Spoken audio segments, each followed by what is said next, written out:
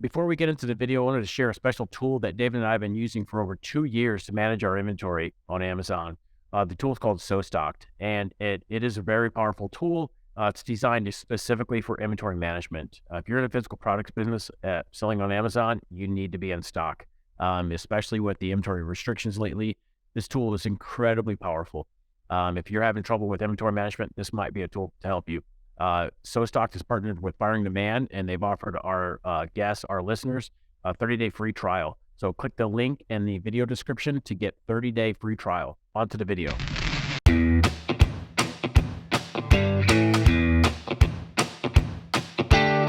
Welcome, everyone, to the Firing Demand podcast. On today's episode, we have the pleasure of interviewing Deidre Shen. Deidre is the co-founder and CEO of Capsho, the world's first AI-powered podcast copywriter. Capsho is a software that helps experts who podcast create their AI-generated episode title, player, description, show notes, social media captions, promo email, blog post, LinkedIn article, and YouTube description in under 10 minutes so that they can quickly amplify their message, grow their listeners, and build their movements. She's the creator of Content Honey Traps, author of Honey Trap Marketing, and host of Grow My Podcast Show. Very excited to have Deidre as part of the podcast. Welcome. Thank you so much. This is going to be an awesome chat. Absolutely. So to start things off, can you please share with our listeners a little bit about your background and path to co-founding Capsho? Yes, gosh, a long version of the short version. I guess if I think back to my journey or my path, and I think a lot of you will resonate with this, is I was in corporate. That's kind of, I was following the path. I'm Asian. If you're watching this on video, you might be able to see that. I grew up in Australia, Sydney, Australia, and my parents were actually first migrants there. And with that, there's a lot of pressure. You probably tell with Asian parents, they sacrifice a lot to make the move over, and they do that for us, for their kids, to give us, better education, better opportunities. And so I was taught to kind of, follow a particular path, which was going to lead me to becoming a doctor. that was the main thing. That didn't happen. I just hated science. So I was like, not going to happen. But I did end up actually studying law. And when I completed my degree, I actually went into an investment bank. So it's the biggest investment bank in Sydney, in Australia, called Macquarie Bank. And I was there for a good amount of time, but I knew very early on, I had my quarter life crisis, and I knew that corporate wasn't going to be the thing for me. And at the time, but I had no idea what it was going to be. So, like a lot of people, we just start to open our minds and figure out what are some things that we're interested in. And at the same time, my then boyfriend, now husband, he was actually studying medicine. He was hating it, but he loved baking. We just moved out together, and he was like, I love my desserts. So he was just perfecting particular desserts that I just absolutely loved. And so one night, we were just like, why not? It's just crazy. Here we are in our mid-20s, and we're just going to be like, yeah, well, let's just see how it goes. We had no idea what getting into hospitality was going to be like. So, but we did it. And we opened a dessert bar in Sydney called the Chockpot. We grew that to 5 locations, and then also opened a burger restaurant. So we had 2 of those locations as well. And then I'm going to try to fast forward because a bunch of things happened, which led to us making the move over to the States, actually. So we moved to New York. We were exploring this fashion technology business, which we ended up failing. And we actually doing digital marketing for e-commerce brands and boutiques. When COVID hit, we actually transitioned that completely online. So that's when we started our coaching program, which was for e-commerce businesses to help them with their digital marketing. And it was at that time that we started our first podcast. It was called the Growth Boss Podcast. We had no idea what we were doing. We just had a mentor tell us, you've got to start publishing. You've got to get your message and your expertise and your stories out there, with just a random microphone that we got off Amazon and absolutely no idea what we were doing. We started it. And, it was one of those things where just the accomplishment of being able to press publish was really good for about a month. And then very quickly realized it's no one's hearing this thing. Our listener numbers weren't growing. It didn't seem like anything, it was really working, quote unquote, to get our message out there. And what I realized was that, unfortunately, the act of publishing is not the beginning and ending of marketing. you have to actually market the content that you're creating. And so we went deep into nerding out on that and trying to figure all of that out. And honestly, we burned ourselves and our team out doing all of that. And I was like, there's just got to be a better way of doing this. And that's how Capshow came about. It was really because we were like, that we need to get our content out there. We know that we need to market it, and we just need a way more efficient process of doing that. Excellent. And so thanks for sharing your backstory, Deirdre, and I'm excited for this chat. You're an expert in marketing and podcasting. And so before we get into Capshow, let's dig into podcasting a little bit and kind of set the stage. So I think you've had at least 2 podcasts, maybe more. And so podcasts, it's on the rise. I don't know if you know any statistics or not, or if like how many podcasts exist and like how rapidly are they,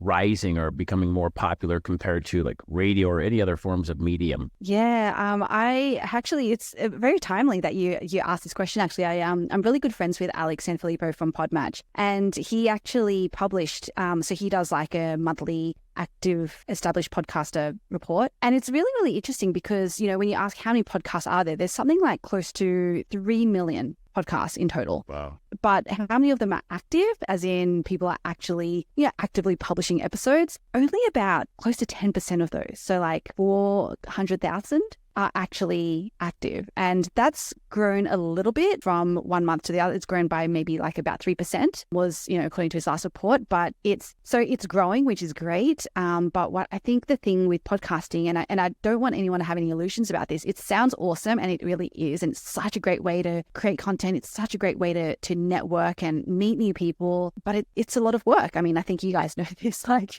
it's a lot of work just to hit publish. And so it's not surprising that, out of 3 million podcasts that are on, the Spotifys and the iTunes and stuff, like really only about just over 10% of those are actually actively getting updated. That's pretty staggering. And now this will be episode 230 for us. And so you're absolutely right. It's a lot of work to produce shows, to stay the long run, to stay the course, like just with anything else, producing content and then being consistent. And so I wonder, like it's like 10 to 15% of all podcasts are the only ones like staying the course. I'm wondering if, that's odd. I also, the statistic for small businesses that fail in the first 5 years is 95% too. So, there's a correlation. When something gets hard, people decide to not do it. And so that's staggering statistic though. Oh, for sure. And it's probably, I mean, you guys would know better than a lot of other people who aren't podcasting. But I think a lot of it is some of the issues that I faced when I had my own first podcast. And I'd love to hear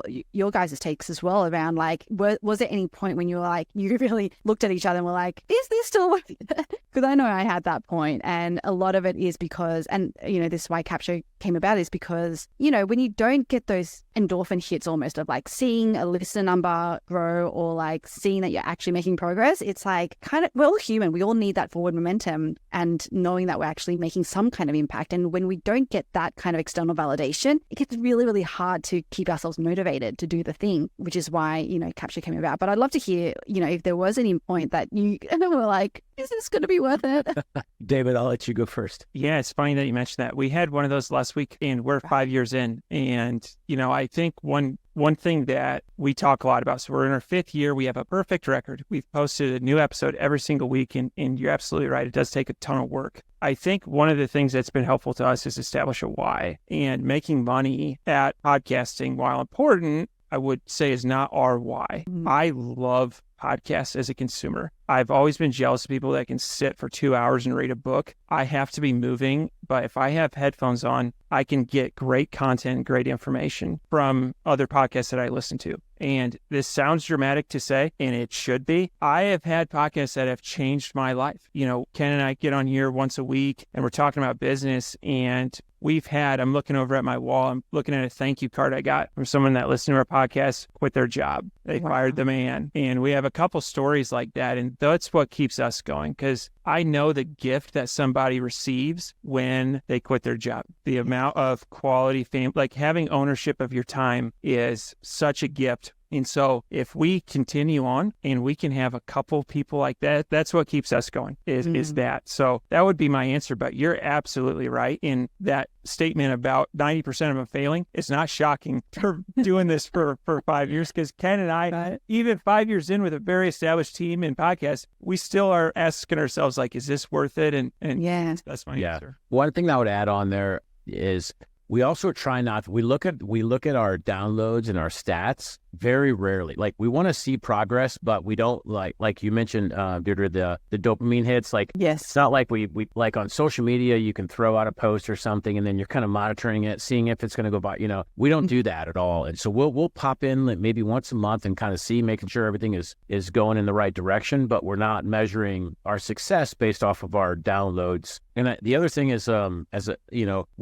kind of in a super niche. We're in e-commerce and Amazon, which is kind of like, it's not a massive audience. And so we measure it by also the value we get from the guests on the show. And so we're building connections with the guests that we have on the show, and they're experts in their industry. And so anytime we personally need help in our business, we have a whole portfolio of experts that we can reach out to because we built that connection, right? They have us on their show, we have them on our show. And so it's kind of almost a sense of community, and you're building relationships. So in business, that is like number one. It's a key. So it's also kind of a hidden little gem there of a why. For sure. No, I'm totally I'm in podcasts, so I love podcasting. It is, it's where I think what we're saying here is it's not easy, but it's totally worth it. Yeah, I agree with that. Curious, before we continue on, of the 10%, you obviously interact with a lot of podcasts. So of the 10% that do stick it out, what are some common threads that you see? What leads them to being successful? Yeah. Oh, gosh. Okay. So there's probably a couple of things. One of them is having a process that is pretty dialed in. I think, again, you would know this, like when you're kind of like trying to book guests and be on other podcasts and you're editing on the fly and you're doing it, like, it's really, really hard to actually manage your time in the right way. So I would say that, like, being able to stay consistent is, the ones who can stay consistent are the ones who will end up, succeeding. The one that definitely, like, that I hear more and more, like, I get more of those stories because obviously I'm on the marketing side of it, is when people actually do see the impact. So I'm the same as you. Like, I don't really look at my listener numbers because for me, that's not the thing that drives me. But I know that for a lot of people, that is the thing that drives them because they are a little bit more, I guess, like outcomes oriented in that way. And so, even today I had someone message me saying, because I actually did a case study, Sandy Scalata. So she's a Capshovian. She's a user of Capsho. And I did a case study on her a few months ago where she went from, oh gosh, I forgot the numbers now, something like 1,200 downloads a month to like 48,000 downloads a month in the space of 4 months. And then, so I published this case study on my LinkedIn. It's a few months, after we actually spoke about that. And she actually commented on it and said that she's actually now at 125,000 downloads a month. I think any of us who are human would look at it and be like, when we're getting results like that, it's, there's just a part of you that's like, why would I stop doing this thing? And to your point, it's just like, it literally is more people that you are impacting. And so even though I personally also don't really look at download numbers, I know that that's important for people. So, for people who, like me, don't really look at the download numbers, it's actually how good is it that you can record something, you can just like, even if it was on your phone, you just like pick up your phone, you start recording something, and literally you can have like I would say even a month's worth of content that you can create just off the back of that. And so for me, that's a really, really big plus because I value my time. I don't want to be having to create content for, multiple different platforms at the same time. And I'll talk a little bit more about this as well. But for me, it's just the load of like the pressure of having to create new content to get my message out there. I can just do it kind of once in a way, like hop on a podcast and, talk about something. And then I know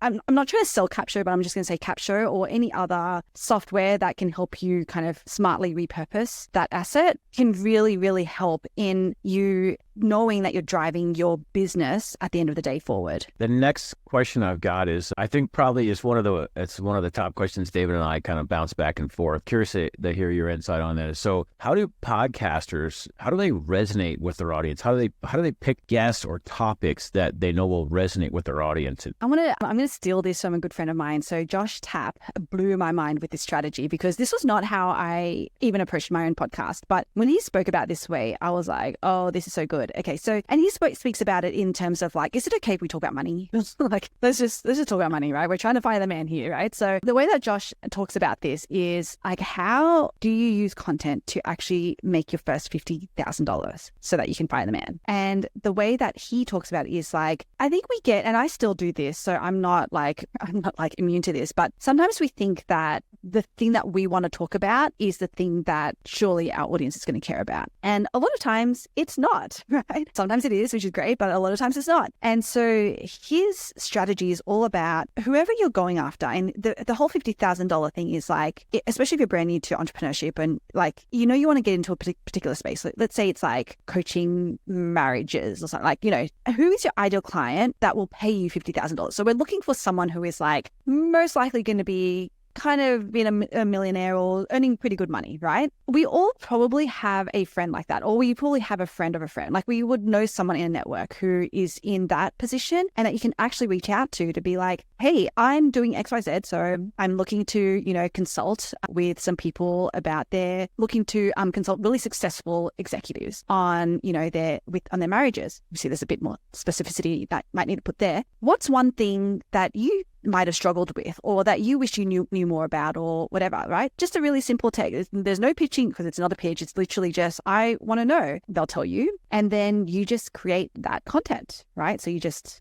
record that. And then when you publish it, you send it back to them to be like, hey, I actually recorded this and I thought, that it would be helpful. Now, I'm not going to say it's like 100% hit rate off like the first, second, or even third one all the time, but it's such an effective way to start to get what it is that you can do and your expertise and your stories out there to the people that you actually want buying from you really quickly and really effectively. And the great thing about that is that you're actually starting to creating content that people are asking for and the people that it is that you want buying from you asking for. And so, yeah, that's kind of like when I heard that strategy from Josh, I was like, that is genius, because if we can just get into the mode of creating content in that way, like there's no way that you cannot have not only a successful podcast or show, but a successful business, because everything scales from there, right? Like, because then, and I can talk about how we scale our channels and things like that, but it all starts from, you need to be talking about really relevant things for your audience. I think that's really, really good advice. And I've heard a lot about avatar, like who's your avatar, but that takes it a step further. Like if your goal is to have paying customers, who are those people? And I really, really like that. That's great advice. While we're on the topic of money and podcasting, because I don't think this probably gets touched on as much as it should. To me, there kind of seems to be two models. One is I have a podcast that supports another thing. Your example, I have a podcast that supports executive coaching and marriages. And then kind of the second model would be a standalone podcast that creates content and gets sponsors. If that goal is to make that first $50,000, which model or approach would you say is the best? 100% hands down the first one. You've got to be selling something. Now, can it be someone else's something? For sure. But, the margins, when we talk about affiliate marketing, things like that, we're talking 20, 30% most likely max. And so, but when you have your own thing, that's like 100% to you. And when you have your own thing as well, we talk about the 50K, it's like how to get your first 50K. It's literally your offer is going to be 50K. Like that's right. Like, and that's why you're talking to like high level, like this is, we're really opening minds up here. So I want people to like definitely be skeptical of this, but it is 100% doable. And you just need to know, you just need to be talking to the right people. Like that's literally all it comes down to. It's only not doable if you believe that you're only worth talking to people who cannot afford that because of XYZ reasons. A lot of that is imposter syndrome. A lot of that is, I don't have the experience or the whatever. But if you believe that you are worth 50K, you will 100% be able to consult one-on-one. You start there, one-on-one consulting with someone to solve a specific problem for them that you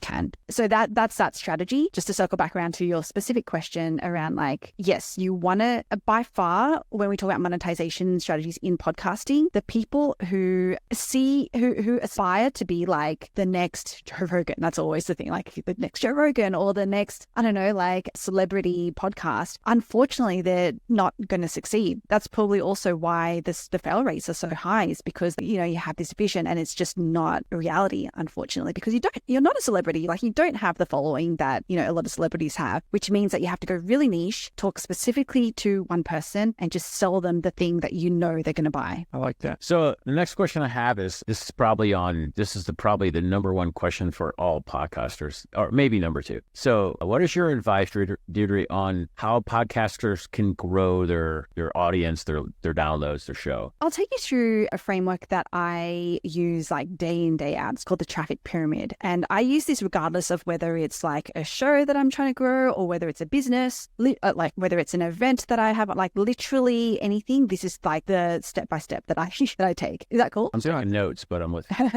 Okay, cool. So there's 4 tiers to the traffic pyramid. And I'm going to make a lot of caveats as I talk, because I want to make sure that people don't get overwhelmed by what this may sound like. So 4 tiers. The first tier, the bottom tier, is what I call passive organic marketing. And this is literally what we're doing now. We're creating content. We've hopped on, you know, a call and we're just recording. And the reason why I call this passive, you might have noticed from like even my story that I was telling before, is that a lot of times we create this content, we put it out there, and it might not be a podcast. It could even be a social media post or something. And we're like, great, I've hit publish. I'm good. It's all done. Like, yay. You know, that's my daily thing done. And the problem is that when we are passive about it, nothing actually happens. I mean, you might have like, you know, people talk a lot about viral things, but there's actually still a strategy that goes behind that. It's not just like, let's just put things out there and hope that it'll do something, right? Because hope, as we know, is not a strategy. That tier is actually really important, because if you're not creating, then you're actually not able to get your message out there. So we still want to do that. We still want to be passively creating content, doing that organic marketing, but then we get into the second tier, which is when we actually start to activate it. And so this is what I call active organic marketing. Active organic marketing, I've kind of bucketed it into like 3 main categories, and then within them, there's like a few categories. So the 3 main ones is, there's social media, right? And then there's a way to activate social media. There's YouTube, and then there's a way to activate YouTube. And then there's SEO. And again, there's a way to activate SEO, right? So there's kind of like 3 components to activating the content that you're creating. And so, but the thing is that I would never say, unless you have like a huge team and a huge budget, then yeah, maybe you can do all 3 things. For a lot of us, we don't. So I always just focus on one. And a lot of times, because I've spoken to a lot of entrepreneurs and entrepreneurs who podcast specifically, a lot of times it's most likely going to be the social media bucket that they start in. But even within social media, we know that there's like multiple channels, right? There's like Facebook and LinkedIn and Instagram and TikTok, and it's never ending. And my advice is only like max, which is really, really hard, because even when I was trying to do this and when I was told to do this, I was like, every fiber in my being was rebelling against only picking 2. But the whole reason that like me and my team burnt out when we were trying to grow our first podcast was because we were trying all the things. Like, we were literally on like pretty much every platform, and it's impossible. And it's impossible not because of a time like bandwidth, but it's also impossible because when you see how social media works, and it actually requires some of your time to be on there and to be social, unfortunately. Like, I am a massive introvert. I don't really like, I'm not the most social person. I'm like, oh my gosh, I'm going to have to like do the social thing. Yes, you're going to have to do the social thing. So that's why I always say, only if you're going to be on social media, only pick 2. So for me, it's Facebook and LinkedIn. I've got an account on Instagram. We used to post a lot on Instagram, but I have not posted in months on Instagram, for example. So know where your audience are that want to consume the type of content that you're creating, which is a different thing, right? Because let's be honest, it's 2024. Our audience is everywhere. So it's not really a matter of, because my audience who are entrepreneurs who podcast are also on Instagram, but they're on Instagram to promote their own thing, right? They're not on Instagram to consume the information that I am providing. Facebook and LinkedIn, they're on there consuming the type of information I'm providing. So I just want to make that clear as well in terms of, you know, when you're choosing the platforms to be on. There's a ton of detail I can go into that. Are there any specific questions that come to mind around the tier 2, or should I round out tier 3 and tier 4 and then come back? No, I do want to, I really like the picking 2. We've tried to kind of keep up with too many channels, and I think that's really good. Can we talk a little bit about TikTok and YouTube and how those, maybe they're not a great fit for your show and your listeners, but what types of podcasts would those be a good fit for? Again, I don't know if there are any like blanket statements that I can make, because like a type of show is going to be, because a show about mums getting fit could be, you know, one could be very much about executive mums getting fit, and one could be about stay-at-home mums getting fit. Like, there's still very different audiences, so that will most likely be on different platforms. You know, like the executive mums might be more on a LinkedIn, and the stay-at-home mums might be on a TikTok or an Instagram. So I don't know whether it's like I can blanket say these types of shows. It really, really will come down to like you knowing your audience and where they show up, again, to consume the types of information that you're providing. And there's also an element of like, what platform do you actually enjoy being on? Like, I could not think of anything worse than opening my TikTok app. Like, I don't even know if that's on my phone still. Like, I could not do it. And so it just doesn't make sense for me to be on TikTok, you know, even if my audience were on there consuming that type of information. So I think that that's also probably the other overlay is like, what's the one that you actually enjoy being on as well? So that's all my tier 2 questions. Ken, anything before we go to tier 3? No, I would say I'm an SEO guy. And so on the SEO side of it, can you just kind of touch on that a bit? Yeah, for sure. And ask any specific questions. So when I talk about SEO, and let's talk about it in the podcasting sense. So a lot of times I do know that, and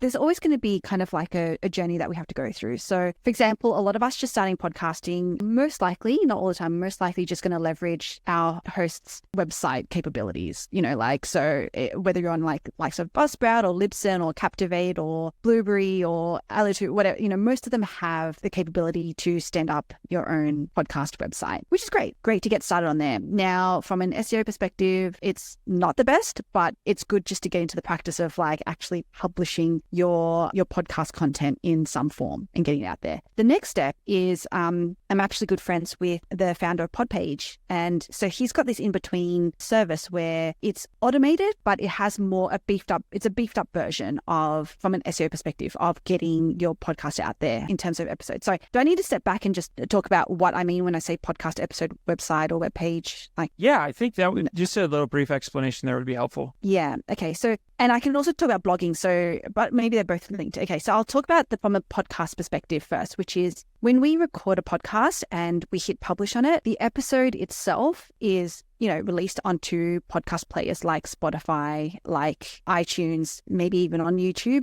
if you decide to be on that channel. And there's also an opportunity for us to have its own dedicated website. So I could send people to growmypodcastshow.com, for example, and that's a website dedicated to the actual podcast. And then each page of that is each episode. Now, where a lot of people start and sometimes stop is that they'll just rely on the description that they put into their hosting platform, and that's all that gets put into the website, right? You can probably imagine, not great for SEO, not even great for like people wanting to learn more about it, if I'm going to be honest, and that's kind of like, to me, the crux of SEO, because we can get really caught up in the technical aspects of it. We can talk about schema and we can talk about like keywords and things like that. But at the end of the day, the way that the search engines work is kind of actually similar-ish to social media platforms, by way of the more that you can keep someone on their platform, i.e., let's say it's Google, the more that you can keep someone on Google, the more that they're going to reward you. Now, the only way that you can keep someone on a Google, or really anywhere,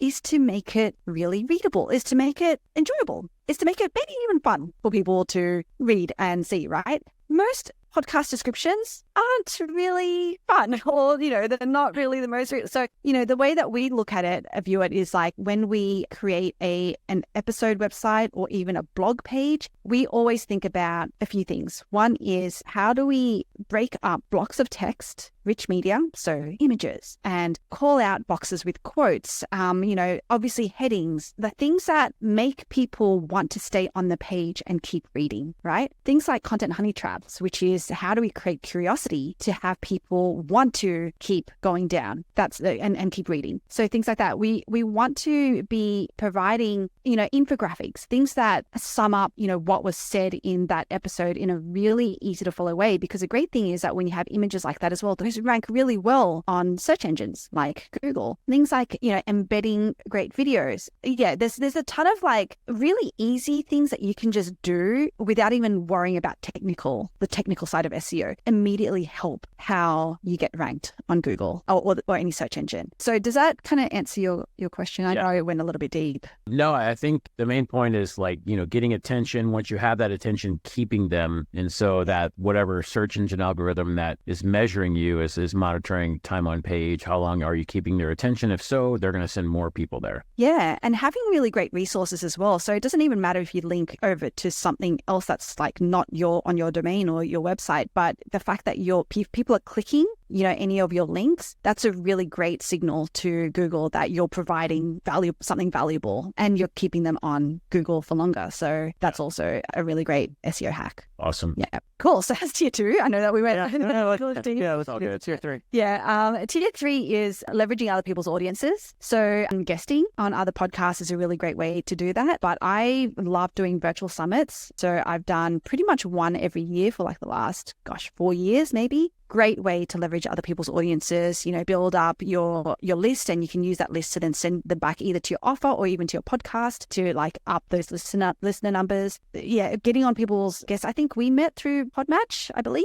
So PODMATCH is a great platform to just very quickly find other podcasts to get on and talk about, what it is that you do and your show. Yeah, there's just a ton of things that you can do around leveraging other people's audiences where you're helping to create an ecosystem and a network where it's not only you like getting something out of it, i.e. that you get to, be on someone else's podcast, but that you also give so they'll promote you. Awesome.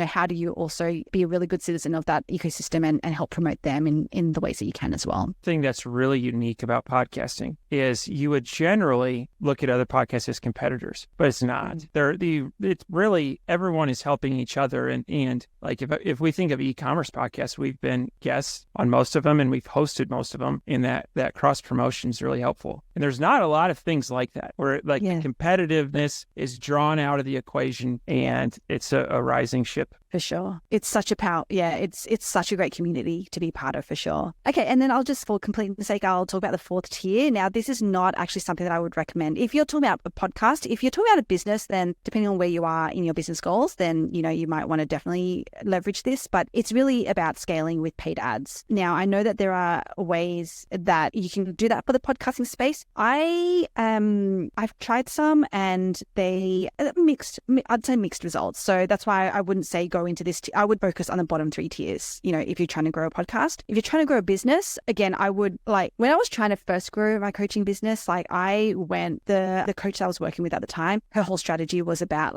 just run paid ads to, a particular funnel. And so I did that. And it was probably some of the worst advice that I've ever followed, because it was literally, I was just paying Facebook ridiculous amounts of money to not really have anything meaningful or anything that was, that had longevity. That's why I've really gone fully into organic marketing, because I really, really believe that spending the time in organic marketing will actually yield way better results. But in saying that, that's why I say scale with paid ads, because if you're at a certain revenue number and you can take that risk and again, I'm going to talk about Josh Tapp again, because he's just a genius at this. He has a system whereby, once you have your first 50K, how do you almost go pay yourself 50% and then the other 50% put it back into an engine, perhaps like ads or an agency or something that will get you 4x the ROI on that. And so it does work depending on where you are financially. It's just not something that I would recommend for people who are just getting started, because it can be a bit of a landmine. Absolutely. You've touched on CapShow a couple times throughout the episode, and let's talk about what that is, what types of audiences you serve. Yes. So CapShow is an AI-powered software. What we do, so our users will upload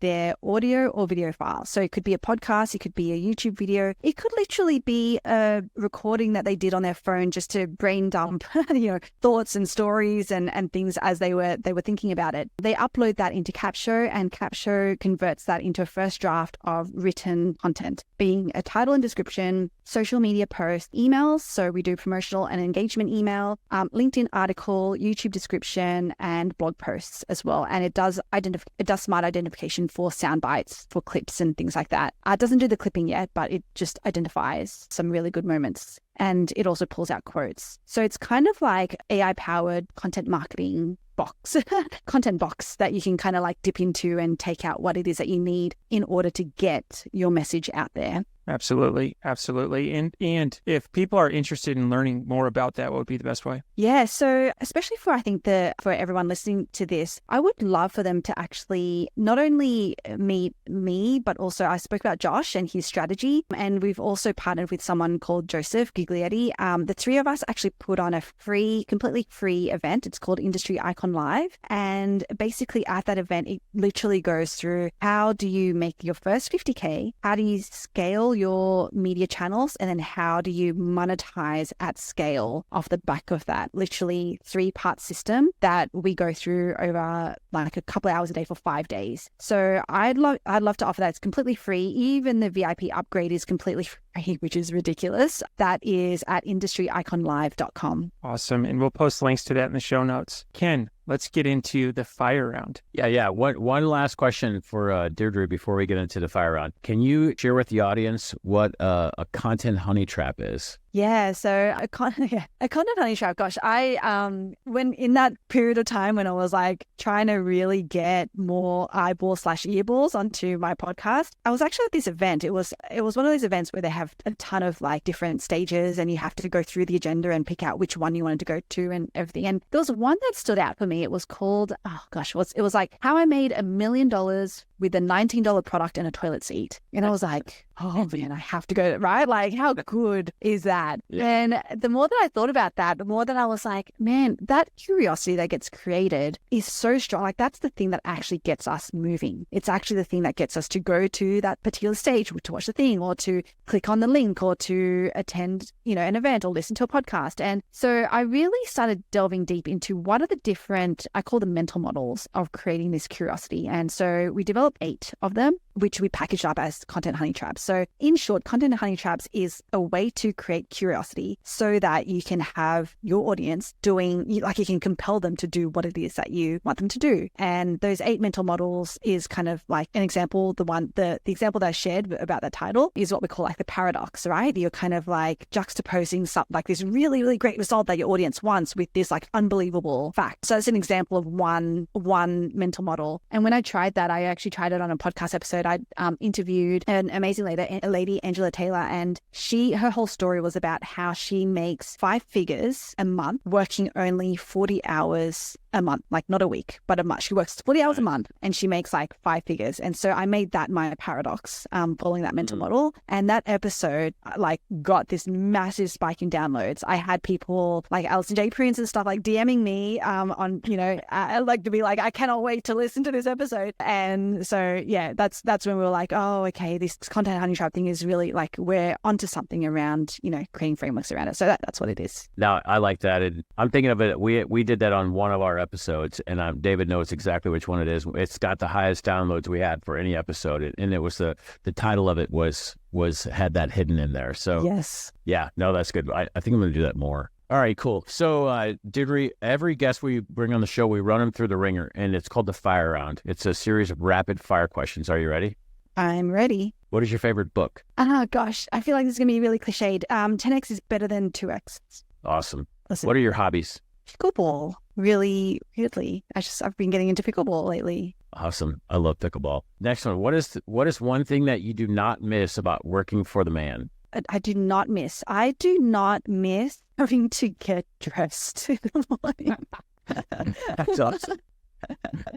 Also, I think that's the second guest has said that one. So becoming more popular of an answer. So that's really cool. All right, last one. What do you think sets apart successful entrepreneurs from those who give up, fail, or never get started? I mean, I think everyone can agree with this. It comes down to the belief in yourself. Like that's what it is. That's literally, if you believe that you are worth anything and the results that you're going to get, the world's the limit. I like it. Absolutely. I want to thank you for being a guest on the Firing the Man podcast. If people are interested in following you or the content that you put out, what would be the best way? Yes, so I am on Facebook and LinkedIn, as you know by now, Deirdre Shen. So just type in my very hard to spell name into there, and you'll find me on Facebook and LinkedIn. I'd love to see you there, but definitely come check out because we literally like hang out at the Industry Icon Live event. So that's industryiconlive.com. Awesome, and we'll post links to all that in the show notes. Well, thank you so much for your time today, and we're looking forward to staying in touch. For sure. Thanks for having me on. Thanks for watching this video. If you got some value out of this, would you please hit the like and subscribe button? This is a free way to support the show, and it really helps us build our audience.